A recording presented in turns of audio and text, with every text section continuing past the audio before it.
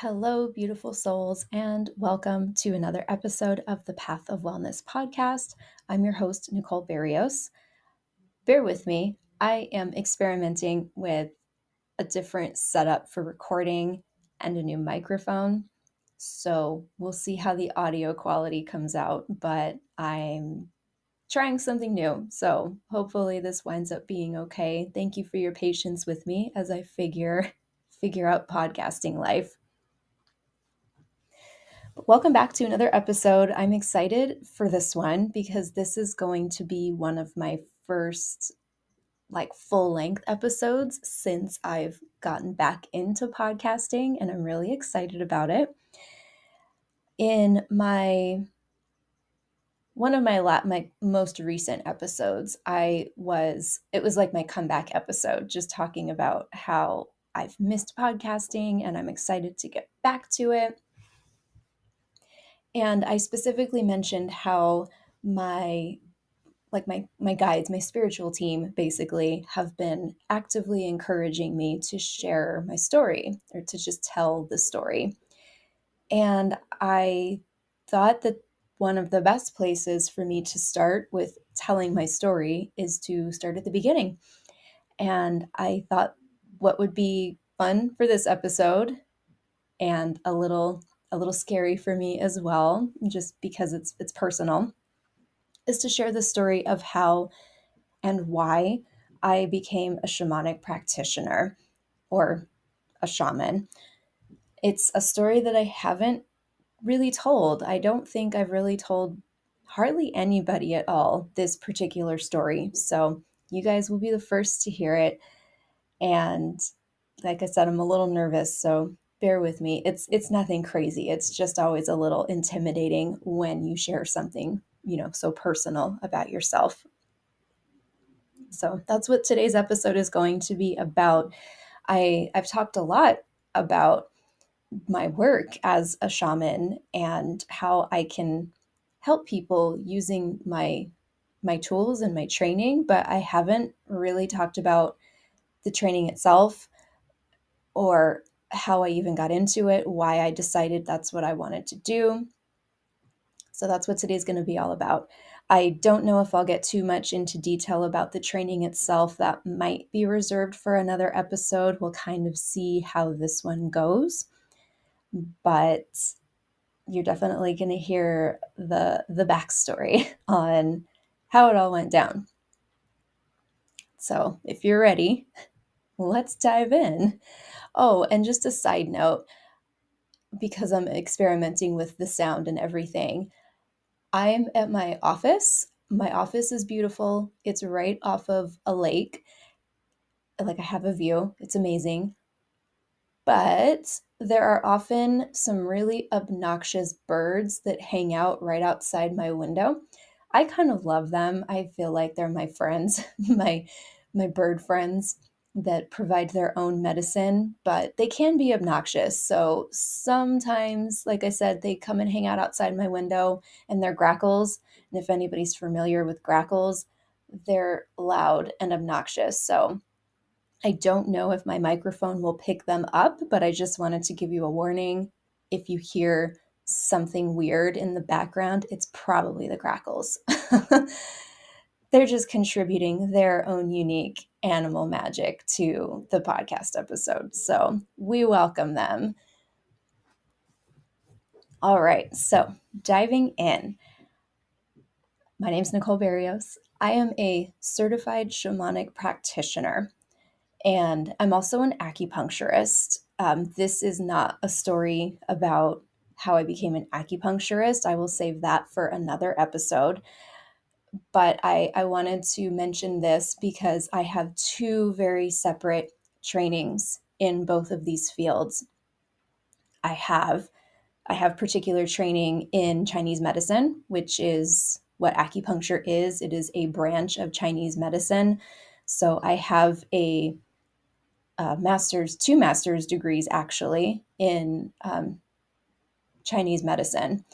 One of my degrees is a Master of Science in Acupuncture, and then the second degree is a Master of Science in Oriental Medicine. So basically what what the second degree is, the Oriental medicine degree, is that's my degree in Chinese herbalism. So I technically have two master's degrees. You have to go to acupuncture school and, pass board exams and everything to, well, to get your license. To graduate from acupuncture school, you just need to, pass all of your classes and your internships and all that. And then you get your diploma, and then you can apply for licensure in your state after you've passed national board exams. So I wanted to bring that up in passing, just to like let you guys know that when I say I'm an acupuncturist and a shaman, I have two very separate, distinct trainings that don't have anything to do with each other. I mean, they do, but like they don't at the same time. Like they were from totally different places at different points in my life. And yeah, I've found a way to combine them into the work that I do, but ultimately they're two very different things. And I will talk about my acupuncture journey on another episode at a later date. This episode is all about my shamanic training. And it all begins with acupuncture school, honestly. So I got my acupuncture license in June of 2014. So it's now August of 2023. So I've been licensed to practice acupuncture for over 9 years now. When I first got my license, I was working at a community acupuncture clinic. For those who don't know, community acupuncture is acupuncture that's done in a group setting. I had always wanted to do this style of acupuncture when I was in school and I first discovered it. And I was super excited to, get a job right outside of acupuncture school where that's what I was going to be doing. And I realized really quickly into my career as a community acupuncturist that it was going to be really challenging for me to sustain that type of practice. So, because it's acupuncture done in a group setting, the acupuncturist will see multiple people per hour. So, it's like the acupuncturist gets a shorter amount of time with each person, but you still see multiple people an hour. And like because you can see multiple people an hour, you don't have to charge as much for this style of acupuncture, so it's more affordable to the patient. That's like the major benefit of this style of acupuncture, and that's why I wanted to do that style of acupuncture, because I was very drawn to the social aspect of it. I was in my I had just turned 30 actually. But like all throughout my 20s, I was very anti establishment, like stick it to the man, um, do whatever I can to like help people in a way that the government wasn't helping people. And community acupuncture was just like the natural extension of what I could do with my degree to help people in a way that didn't have anything to do with government assistance and could make the awesome medicine of like acupuncture and Chinese herbalism available to people who didn't have a lot of resources.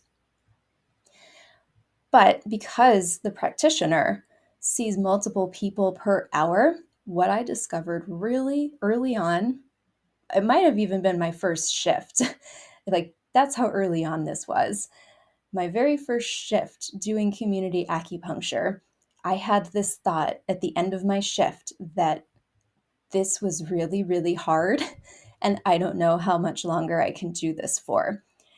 But I had just graduated from school. I had just gotten my license. I had spent the last 5 years of my life in acupuncture school, and I was not even going to entertain that notion of getting out of community acupuncture because that's what I worked so hard for. So I didn't even really let myself think that that was an option. I was going to do community acupuncture, period, end of story. But I did know that seeing so like multiple people, anywhere from like 8 to 12 people in an hour, and around like 35 to 40 people per shift, like every shift I would treat that many people. I very quickly realized, one, it was hard on my body physically. Like the ergonomics of the job just wasn't very good. Like I was always hurting myself somehow, like just bending over weird, and like having to get in weird positions to get to a certain point on people. And like that was a whole other thing, was the physical aspect of the job. And the fact that I had to use hand sanitizer a million times a day because there wasn't a sink in the room, so I couldn't actually wash my hands. And like there were a lot of physical issues to this job that weren't very great. But what I was really concerned about was the emotional toll that this job took on me, because I was seeing so many people. I was energetically tapped out by the end of my shifts. I had discovered in, I think it was 2012. Is that accurate? Yes. It was literally on my 28th birthday in 2012. I did a Vipassana meditation retreat. I will tell the whole story on this another time because this was its own adventure.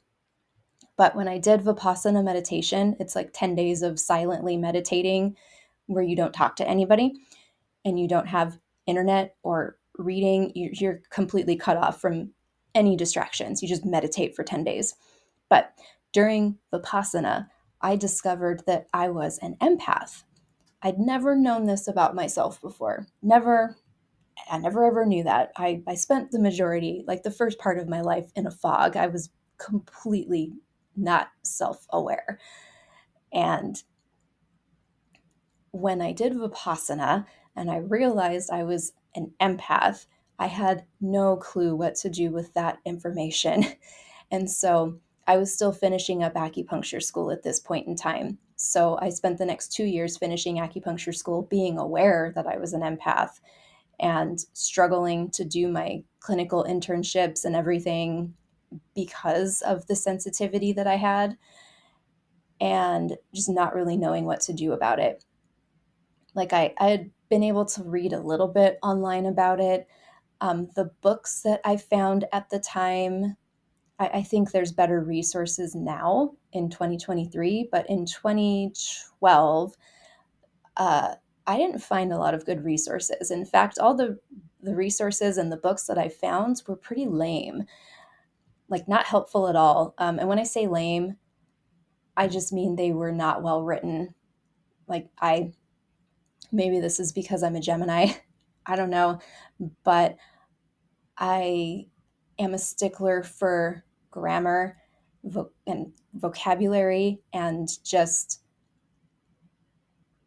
being able to communicate what you're trying to say in a way that's clear and that makes sense for people.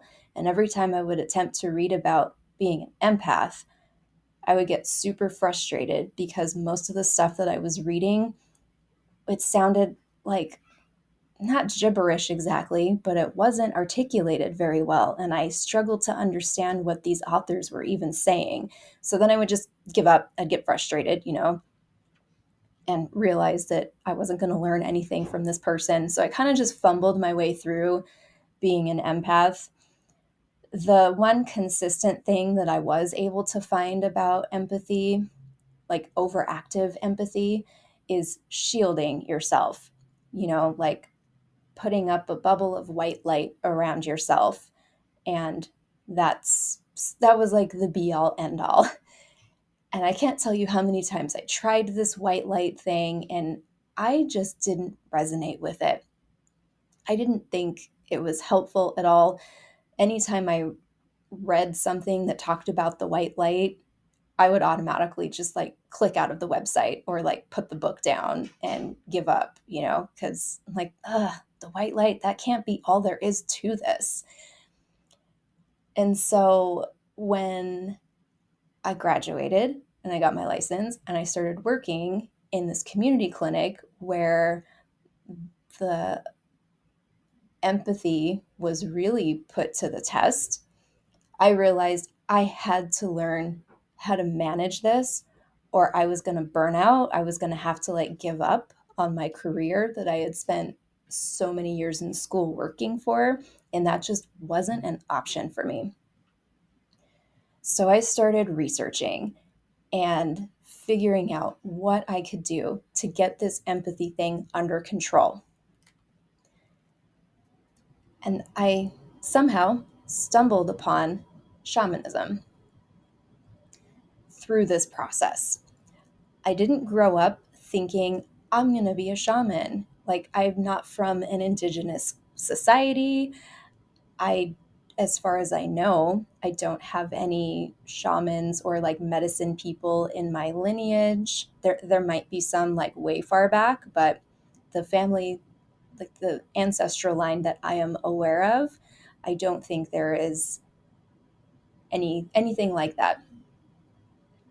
At least, like I said, not that I'm aware of. I'm pretty sure that there is further back. That's also a story for another day.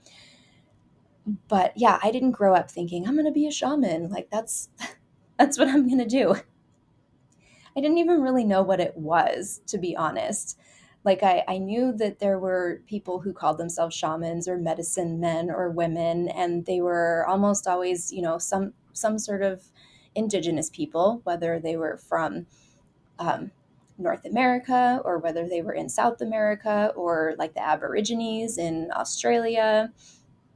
Like I'd known about them, and I'd always kind of thought I didn't really know exactly what they did, but I always kind of thought like they were intimidating because they knew things that other people didn't know.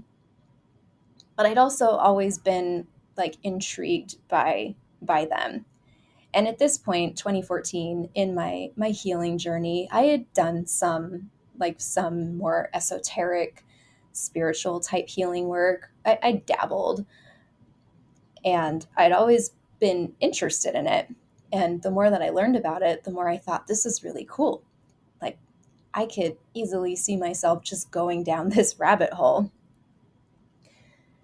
So I'm on the computer one day looking for ways to get my empathy under control. And I don't even know how. I somehow stumbled upon shamanism. I'm sure it was just like one of those serendipitous events where I was ready for it and the information came through exactly when I needed it. And so I stumbled upon shamanism, and it brought me to realize, oh, yeah, I've heard about that. That's kind of cool. Like, what does a shaman do? So I just started researching shamanism and learning about all of the things that a shaman does. And I'm even more intrigued once I started to learn about it. I'm like, oh, they do soul retrievals and like psychopomp. What's that? Psychopomp, by the way, is when there's a lost soul stuck on the earthly plane and you help to escort the soul back to the spirit world. It's quite beautiful work, actually, but I was intrigued. I'm reading about all this and I'm thinking, this is really cool. How do I learn this? And everything that I've learned about shamanism since then, it's a calling. Like, you don't just kind of, I don't know, you don't just kind of become a shaman. It's like something that you're called to do. And just reading about it, I felt like this deep longing in my soul that this was something that I needed to learn how to do. And it brought up all kinds of like imposter syndrome issues for me. I couldn't help but think, I'm just a white American girl. How can I possibly learn this stuff that is normally associated with indigenous people? Like, is that okay? Is that even okay for me to learn? Like, is there a cultural appropriation issue here? Like, am I gonna be a bad person? Like, I don't know. I just had all kinds of issues around it. I had also read that a lot of people become shamans through the process of traumatic events. And up until that point, I didn't really have anything super traumatic other than just, the usual childhood stuff and like minor things. But that was also part of why I was having imposter syndrome around potentially learning shamanism, is that I thought my life hasn't been traumatic enough. I don't see how I can possibly learn shamanism when I haven't had anything crazy happen to me. But I still just felt really called to learn how to do this, regardless of what my ego was telling me. So I kept searching and researching and trying to discover or learn how you become a shaman. And for a while, I would just get frustrated with this whole process, because what I would find is that there were people who would offer like weekend long courses where you would just go learn shamanism for a weekend and then go home and like have some sort of a certificate or something. And I would look at this and I would think, is that really how you become a shaman? That can't be right. I always had thought of shamans as people who were trained like thoroughly with a mentor, who trained under the mentor for years. I always thought it was a process. It takes a long time, like Chinese medicine, like it took me 5 years to get through acupuncture school. The first time it took me another 2 years to get the herbal degree. So 7 years total. And I just thought, a weekend, like you can't learn shamanism in a weekend. Like I didn't know much about it, but what I did understand about it is that it was supposed to be experiential. And I just didn't see how you could have all of the experiences that you would need to successfully be or just learn shamanism in a weekend. Then there was the whole issue of like, who is the person who's teaching this workshop? How do you even trust who's teaching you? And what kind of weird things do they dabble in? And is it even safe? So that was out. I'm like, okay, these weekend courses are not a good fit for me. No, thank you. And then I found a couple of options that were like, go to some far flung place, like in, I don't know, like Uzbekistan, like some, random off the wall places where you like live with the shaman and you train with the shaman and they charge like X amount of money. And it was like a lot of money. And, you're there for months and months and you come out a shaman on the other side. And I thought that seems more like what I would expect shamanic training to be like, but also that is not realistic for me. Like money aside, I just didn't know how I would even have the time to do that, nor would I want to uproot my entire life to go to a far-flung place and learn from somebody that I don't even know. Like it just, that also didn't seem like a realistic solution. So I just, much with my empathy problem, I just kind of fumbled my way through. And one day, out of nowhere, I stumbled upon this website called Shamanism 101. And it was really well written. It had very articulate articles where it talked about all different kinds of topics in the realm of shamanism. And I was really enjoying this website, just learning about shamanism from a like outsider's perspective. And then I discovered that Shamanism 101 did shamanic training for regular people, like American white girls who didn't want to go to Uzbekistan for a year and learn from who knows who you're learning from. And they did it all online. So I was intrigued, but also skeptical, because everything about shamanism was making me skeptical as far as how you learn it and how you trust. Is it safe? Is the person experienced? Like what is this? Tell me more and then I'll decide. So I do some more research and it seems like exactly what I was looking for. It was affordable. It was taught by somebody who had, just like me, just like a white person who studied shamanism, and then realized that there is a gaping hole in America in particular of like, we need shamans in America. And this person, his name is Steve Sayre. Steve Sayre realized that there needed to be more accessible training for people who wanted to learn the art of shamanism. So he started this online school where he trained a couple of people like in the ways of shamanism, and then they became mentors for the school. Like they became the teachers basically. And then anybody who signed up to be a student would get paired up with one of these mentors who had done all of the work themselves underneath Steve, their mentor. And you would be guided through the whole process with the mentorship component. And it took about 2 years. Like you would get through all of the training within 2 to 3 years. It all sounded great. It checked off all the boxes of what I was looking for. I was looking for mentorship. I was looking for the experience of going through the things that a shaman is supposed to do.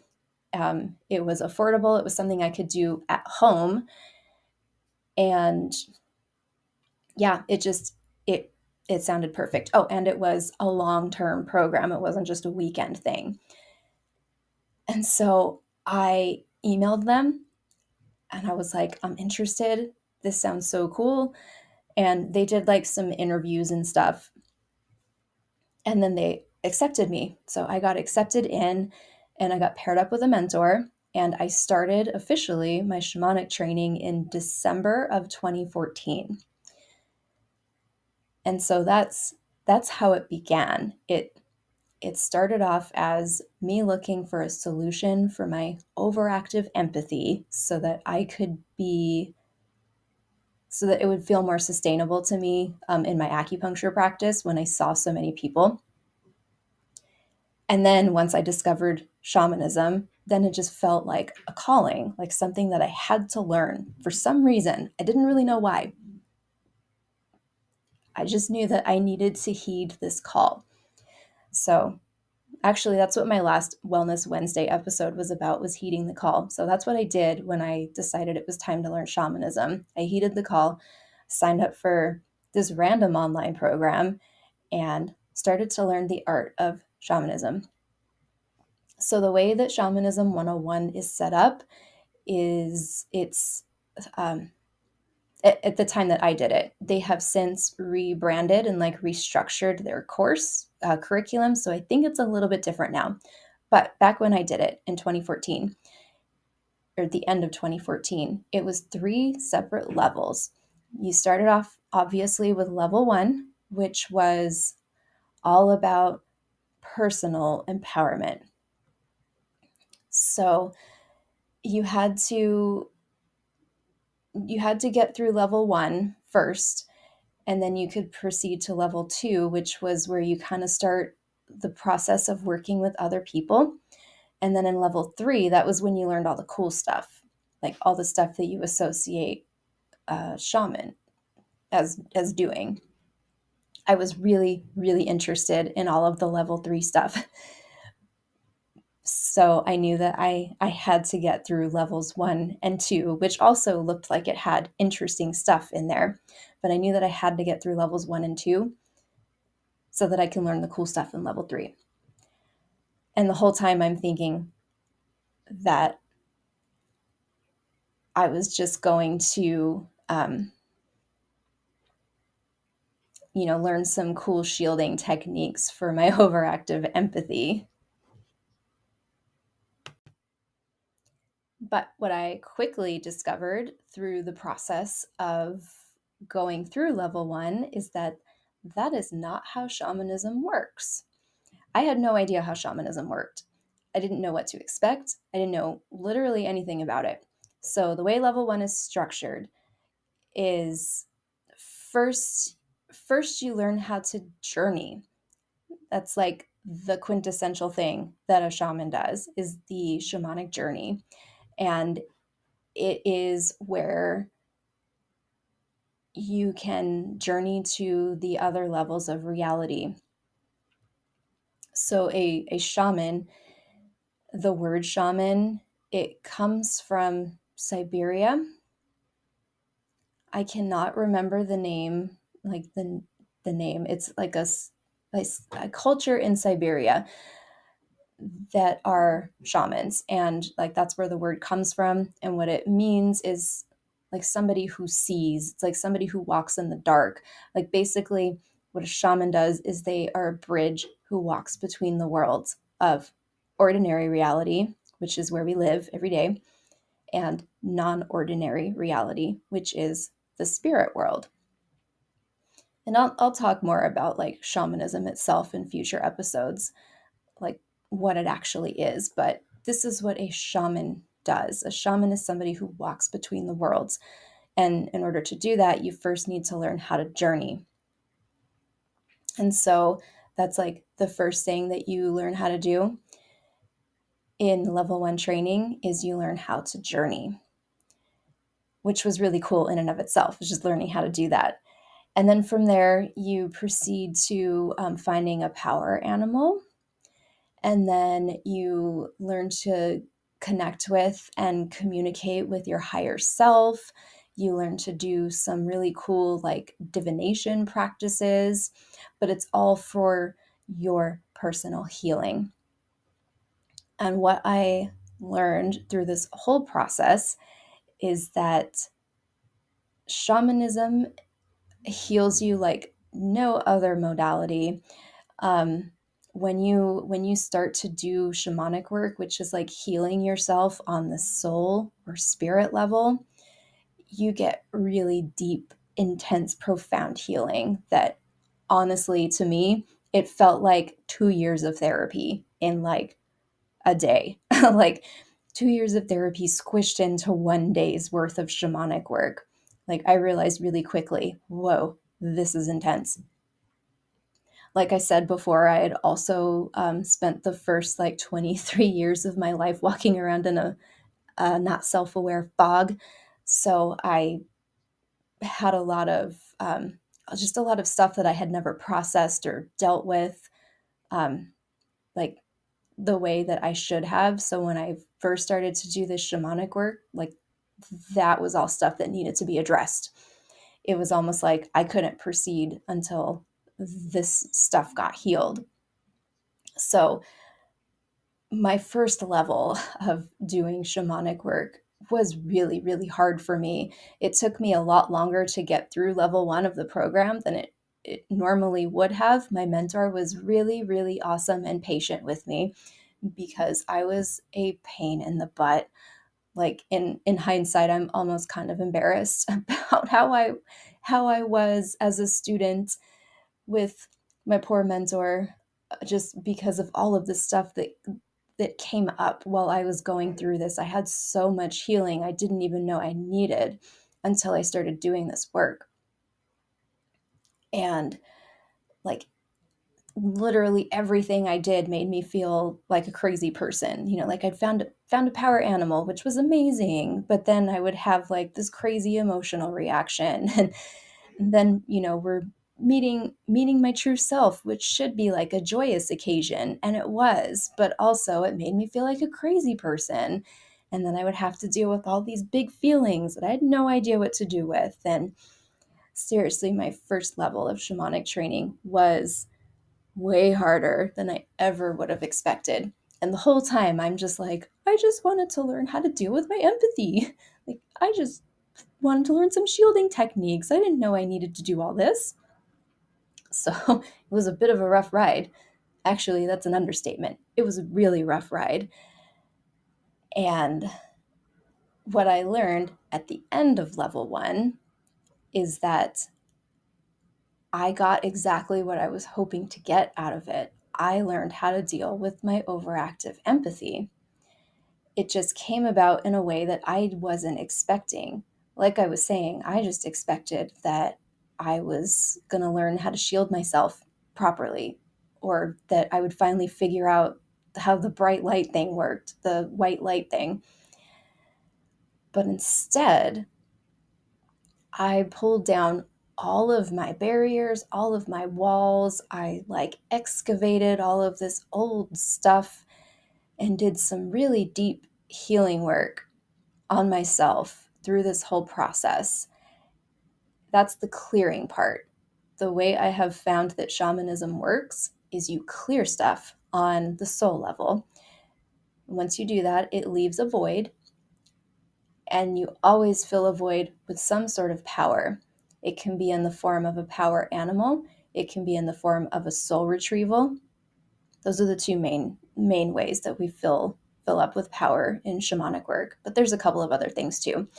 But basically, you clear your baggage, you fill yourself up with something powerful, and then it's like you've got a natural shield where you don't need to worry about white light and all of that stuff because you did all the work. What I discovered, why I was so sensitive previously and had the overactive empathy, is that I hadn't done any of this work. I was like an empty vessel, more or less, for lack of a better word. Like I had all of this work that I hadn't done. I was very disempowered. I was a super disempowered person. And when you're in like operating in that state, you're going to be susceptible to other people's energy. And that's why acupuncture school was so hard for me, because I was around a bunch of other people. It's why doing community acupuncture especially was so challenging, because I was like crying out for needing my own help, and I like just didn't have the ability to even cope with other people's stuff because I needed to deal with my own stuff first. I learned a really important lesson in needing to like fill your cup before, or, put your own oxygen mask on first before you can help the person next to you. Like that's kind of what the lesson was. I've learned this lesson in more profound ways since doing level 1 shamanic training, but that was ultimately how it began for me. Was I had to do this really, really deep healing work on myself that took me by surprise, totally threw me for a loop. And then I had to fill myself up with power, which, like I said, acted as a natural shield. And then it was like subtle too. It wasn't like I just woke up one day and was like, that's it, I did it. It was more like I would be finished with the shift and realize that I felt pretty good. And that's when I started to notice it. I realized, oh wow, I got through that whole shift and I feel okay. I don't feel like I need to go eat a bunch of chocolate and take a bath, which I still do those things, especially if I have a intense client, or if it's just the end of the week or something. Like I still need to do those things. But overall, it's way better than it used to be. And that was just level 1 of shamanic training. I don't think we've got enough time for me to get into levels 2 and 3 in this episode, but that is the story of how I got into doing shamanic work. I just needed something to help me deal with my empathy. I discovered shamanism, and then I just felt called to go for it. And then once I finished level 1, I dove into level 2 and then eventually level 3. And mind you, this whole process took me over 5 years. It took me way longer than it should have, because I had some hiccups and some big life stuff and some pretty traumatic stuff happen in between there, which, I mentioned earlier that I hadn't had anything traumatic before I started shamanic training. Well, it happened later on in the training. And in hindsight, now that I think about it, that was part of my initiation into like really stepping into the role of shaman once I had completed my training. And in the years since then too, I finally finished level 3 shamanic training in April of 2020, right in the middle of lockdowns. It was a weird time, but that's when I finished my training. So I've been doing shamanic work for over 3 years now. And I feel like in the 3 years since I completed this training, that's when I've really, really learned what it means to be a shaman. It's like not something, it's not something that you ever stop learning. Like you never just stop learning or growing or evolving, especially with a spiritual path. Like you're always going to be leveling up in some way. And at this point, this is just part of who I am. Like I'm always up leveling. I'm always doing some sort of crazy healing work on myself.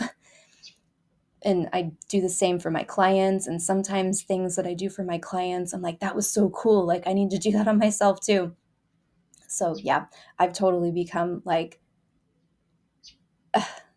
a self-help junkie, except I do it spiritually, but I try to walk my talk. Like I go through this stuff because that's what a shaman does. A shaman walks between the worlds. And I feel like I need to be doing this deep healing work on myself if I'm going to be any sort of authority for helping my clients do the same thing. Like I need to understand, like I need to know what things are going to be like for them if I'm going to help them walk this path too.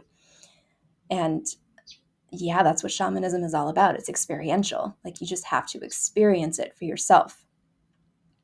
And yeah, that's also why it took me so long to get through it, because I had so much baggage that I didn't even know about that needed to be cleared and released before I could really, truly step into the role.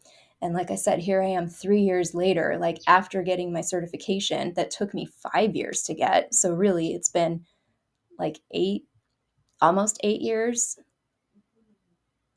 No, 2014. I don't even know. I've lost all track of time. It's been a long time since I first started shamanic studies. And I just now am really putting myself out there in this role. So I suppose that's what I wanted and what I expected when I first started the training. I wanted something that was going to be long term, that was going to be experiential, and that was going to actually be beneficial and not just like a one time weekend cool thing that you just do sometimes and learn something and then go home and forget all about it. That is also not what shamanism is. Shamanism is more of a way of life. It's just something that you become. And that's where I'm at now. So now I've been offering shamanic healing services in my practice since I got my certification in 2020. I took a little bit of a break from it last year because I was really struggling with fatigue. And I had a whole new lesson of like empathy and spiritual healing to learn in regard to not getting super drained when working with shamanic clients. Like there's always layers. But now I'm feeling pretty good, like health wise, physically, and am in a position where I really want to put this work out into the world more because it's really important work.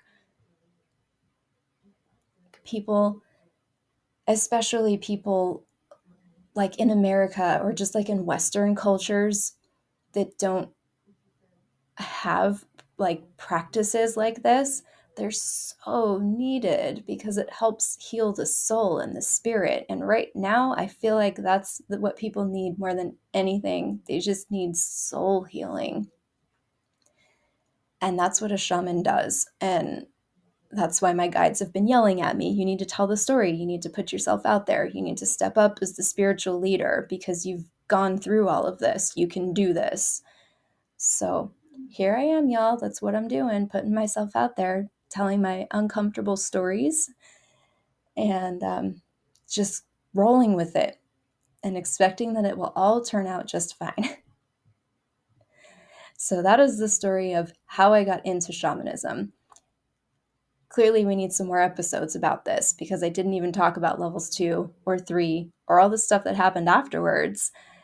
And yeah, those are tales for another day. So thank you all for listening. Thank you for joining me on this journey of me telling my story. And if it inspires anybody, if anybody is feeling called to learn a little bit about shamanism, the school that I went to, Shamanism 101, they rebranded. They're now called Shaman College. I highly recommend you look them up. I will put the link for their website in the show notes. They do amazing work there, and definitely check them out. They're training like a whole new generation of urban shamans like me, like people who don't have any sort of background in this. So definitely go check them out. And if you are feeling called to have shamanic work or healing done on you, this is something that I do in my office. If you're in the Arizona area, I could treat you in person. If you're not in the Arizona area, I discovered during lockdowns, which is when I was finishing my training, that you can very easily do shamanic work virtually. So, shamanic services are available to anybody worldwide. If you're interested, I will leave a link in the show notes to my website so you can just check it out. And if you have any questions, just shoot me an email or shoot me a DM on Instagram. I'll